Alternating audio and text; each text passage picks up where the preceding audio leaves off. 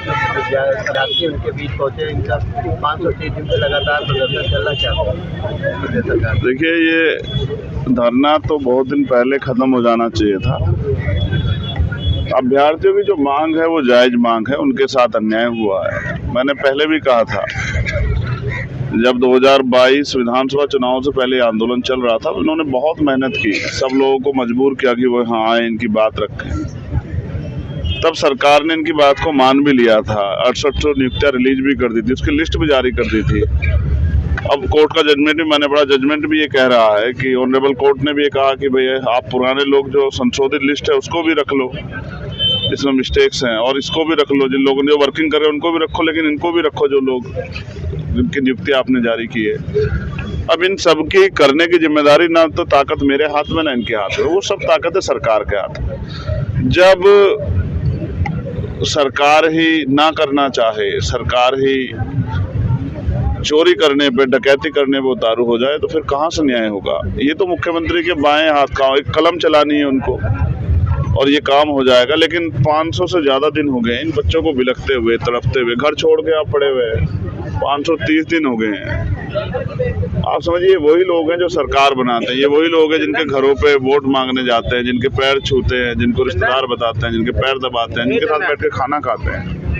मगर 530 दिन से प्रदेश की राजधानी में बच्चे लड़ रहे हैं और सरकार गूंगी बहरी बनी बैठी है। स्पष्ट है कि वो इनको देना ही नहीं चाहती। अब आप ये सोचो, जिनके हाथ में, जिन्होंने मेहनत की है और जिनके हाथ से उनका नियुक्ति पत्र छीन लिया गया है, वो कैसा महसूस कर रहे होंगे। जब भी ये जाते हैं भाजपा के दफ्तर के पास या भाजपा के मंत्रियों से मिलने के लिए, सरकार उनके तो लाठियों से पीटते हैं। अभी मैंने देखा एक बहन, शायद वो प्रेग्नेंट थी, उसको और वो ऐसे उठा के लेके आ रहे, जानवर की तरह जो सलूक कर रहे हैं। जनता देख रही है। लोकतंत्र में इसकी कोई जगह नहीं है और सरकार ने चोरी की है। सरकार को इस बात पे खेद प्रकट करना चाहिए, लेकिन ऐसा लगता है जैसे भाजपा के लोगों का जमीर मर गया हो। मुझे भाजपा के मुख्यमंत्री से जो वर्तमान, उनसे कोई तकलीफ नहीं है। उसका कारण ये है कि वो तो करेंगे, ये तो लंबे समय से अन्याय होता है। लेकिन जो वहाँ दलित पिछड़े वर्ग के नेता बैठे, मुझे तकलीफ उन लोगों से।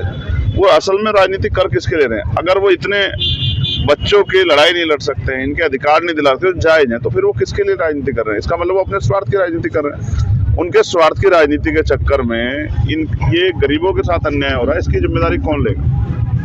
तो मैं तो इनसे भी कहूंगा कि अब ये समझदार हो गए, इनको समझना चाहिए कि आसानी से कोई अधिकार मिलेगा नहीं। अगर वास्तविक अधिकार को, न्याय को भी छीन कर लेना पड़ रहा है, उसके लिए संघर्ष करना पड़ रहा है, लाठियां खानी पड़ रही, गालियां भी दे रहे हैं, अपमानित भी कर रहे हैं, बुरा भला भी कह रहे हैं, एजेंट भी कह रहे हैं, लेकिन सारी चीजें अपनी जगह है। मैं तो, मेरी मांग तो है कि सरकार इनकी नियुक्तियां इनको दे।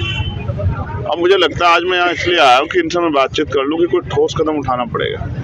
कई बार इन्होंने आत्महत्या का प्रयास किया, कई और प्रयास किए। अब मुझे कुछ बच्चों ने कहा कि हम यहाँ सुसाइड करेंगे, तो मैंने कहा कि नहीं, मुझे चलना चाहिए। 24 तारीख को हमारे यहाँ प्रचार खत्म हुआ था राजस्थान का। मैं 25 में दिल्ली आया, कल मैं आगरा आ गया था, और आज 27 तारीख है, 27 है, आज मैं इनके यहाँ बीच में हूँ।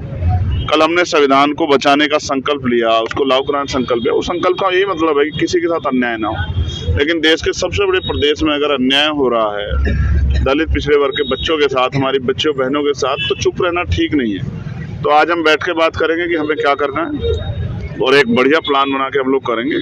लेकिन इस बार जो संघर्ष होगा वो आर पार का होगा, क्योंकि अगर इनको रोज रोज इन हालातों में देखना कठिनाई भरा है, और इनको मारपीट, इनके साथ इनका अपमान होते नहीं देखा जा सकता। अब कुछ बड़ा करेंगे, ऐसा करेंगे कि सरकार को मजबूर होकर इनको नियुक्ति देनी पड़े।